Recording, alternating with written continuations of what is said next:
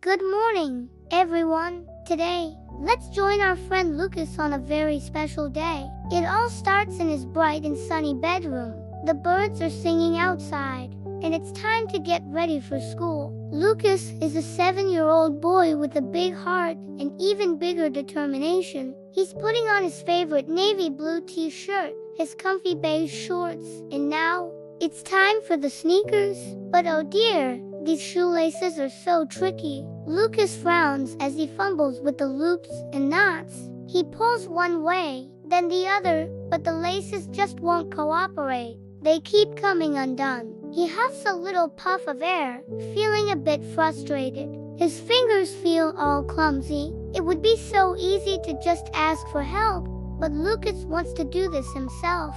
He takes a big, deep breath, just like his mom taught him when things get tough.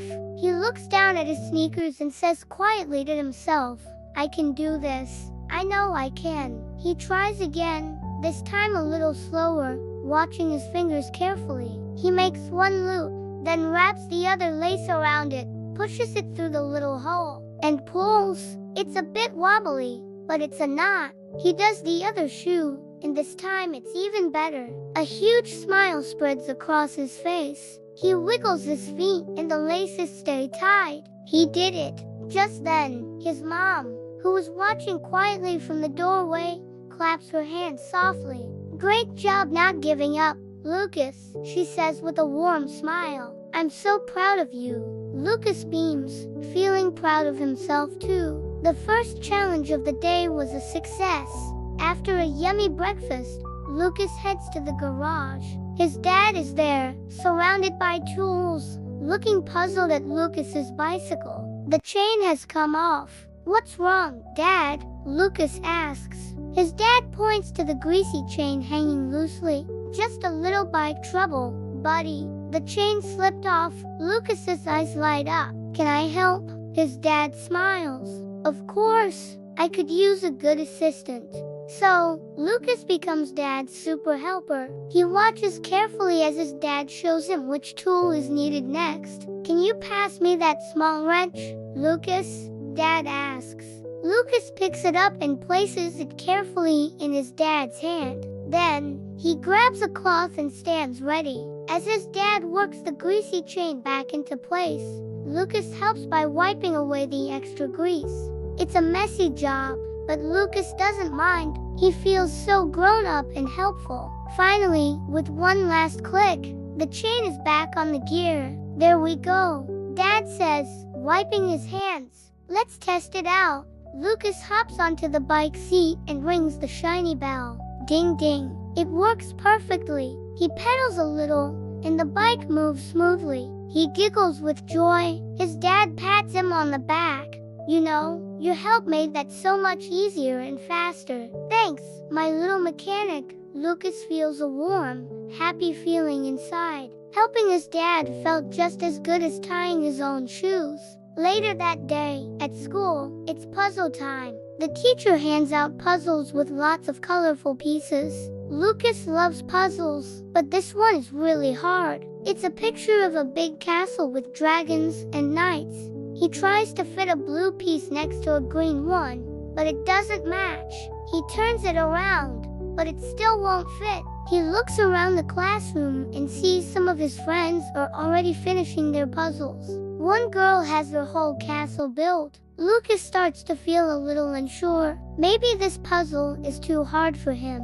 He sighs and puts the piece down. His teacher, Mrs. Davis, walks by and sees his troubled face. She kneels beside his desk and says with a kind smile, "It's a tricky one, isn't it? Don't worry about how fast others are going. Just take your time and focus on your own castle." Her words make Lucas feel better. He picks up the puzzle piece again. He remembers his dad saying that sometimes you just have to look at things differently. So, he tries a new strategy. He decides to find all the edge pieces first to make the frame. One by one, he finds them and connects them. Slowly, the border of the puzzle takes shape. Then he starts filling in the middle, piece by piece.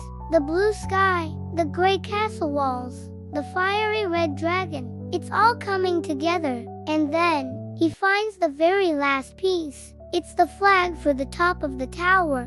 He carefully places it in the empty spot. It fits perfectly. He leans back in his chair, looking at his finished puzzle. It's beautiful. A few of his classmates who noticed him struggling give him a gentle round of applause. Lucas feels a huge wave of relief and pride wash over him. Mrs. Davis was right. Taking his time and not giving up was the key. Recess. It's time to run and play outside in the sunny playground.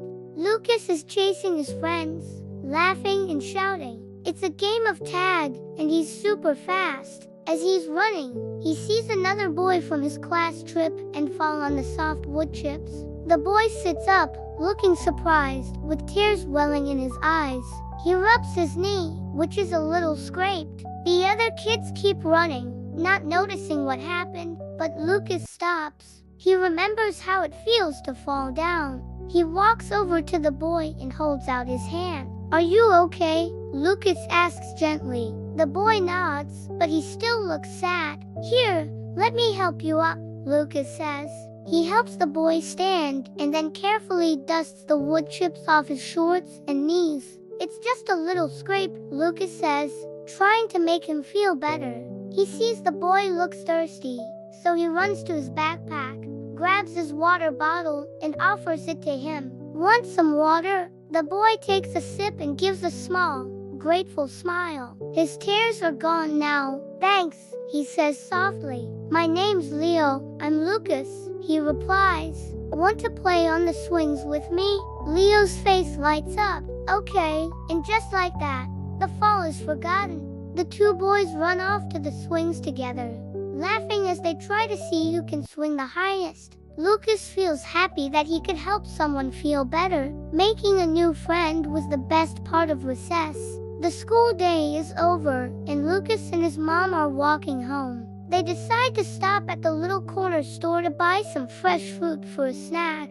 The shopkeeper, a friendly man named Mr. Henderson, is stacking a tall pile of apples. "Hello, Lucas," he says cheerfully. As Lucas walks by the aisle, his backpack accidentally bumps a shelf stacked with cans of soup. Whoosh! A few cans tumble down and roll all over the floor.